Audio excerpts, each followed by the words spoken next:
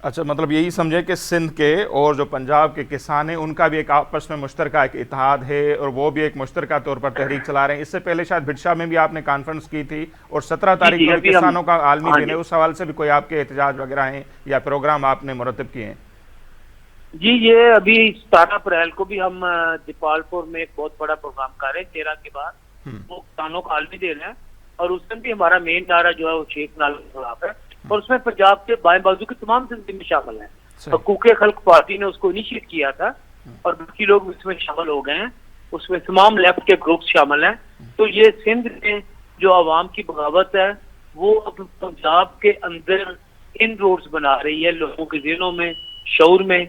और ये लगता है कि जिस तरह अब पीपल्स पार्टी भी यहाँ पे शामिल होगी सिंध में, और पंजाब में चौधरी मंजूर साहब ने भी हमसे पूरा कंसल्ट किया था जब उन्होंने प्रेस कॉन्फ्रेंस की है। कल राजा परवेज अशरफ ने कौमी असम्बली में स्पीच की इनके खिलाफ। जी हाँ बिल्कुल, वो हमसे चीजें मांग रहे हैं, हम उनको प्रोवाइड कर रहे हैं तमाम जो है ना जो चीजें। अभी सिंध आबादकार वालों ने आज हमें राब्ता किया है, वो भी शायद हमारे साथ 13 को शामिल होंगे।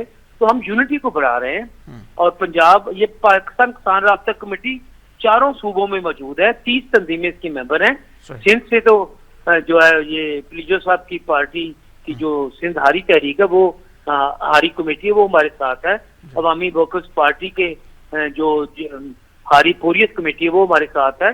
और जो शिकारपुर और नवाबशाह में और सखर में हमारी जिद्दोजहद हारी कमेटी है वो हमारे साथ है। तो हम इस तरह एक पूरा, हम सब लोगों को साथ मिलाकर, लाड़काना में भी ये मुजाहरा हो रहा है, शिकारपुर में भी हो रहा है। तो इस तरीके से ये सारा काम जो इस वक्त चल रहा है। सही।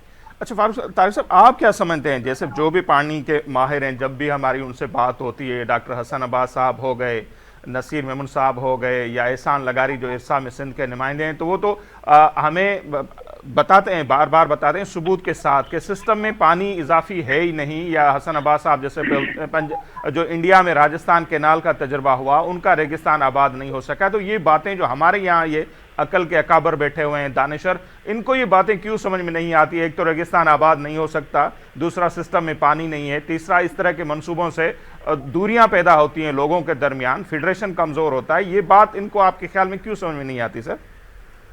वो समझना नहीं चाहते। मैं हसन अब्बास और नसीर मेमन के साथ ही 3 दिन पहले एक प्लेटफॉर्म पे था, हमने खुल के बात की थी। उस्तौला खान भी वहाँ पे मौजूद थे और मैंने वहाँ पे बताया था कि मैं 2012 में इंडिया में बहुत बड़ी वाटर कॉन्फ्रेंस हुई थी जिसमें सिंध तास का जो मुआहदा है उसके इशू पर मैंने टाइम ऑफ इंडिया के एडिटर से डिबेट की थी। मैंने कहा था कि ये जो मुआहदा है ये अमरीयत के दौर में हुआ, जो जुलाई 1960 में हुआ, सदर अयूब के दौर में।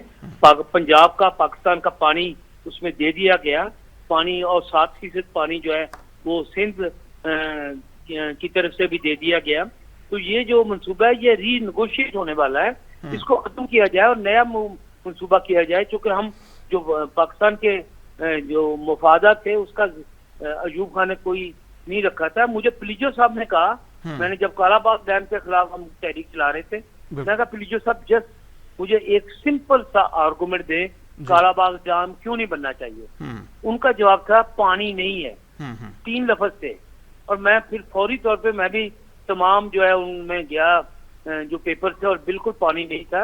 हमने GN अब्बासी की रिपोर्ट भी पढ़ी हुई है जो कालाबाग डैम की मुखालफत में थी, वो भी कह रहे थे कि कालाबाग डैम नहीं बनना चाहिए। तो हमने एक पूरी रिसर्च की हुई है। हम कुछ जज्बाती तौर पे सिंध के अवाम के साथ नहीं, हम तबकाती तौर पर, नजरियाती तौर पर उनके साथ हैं और उनके हकूक के दफा में उनका मुकम्मल साथ देते हैं।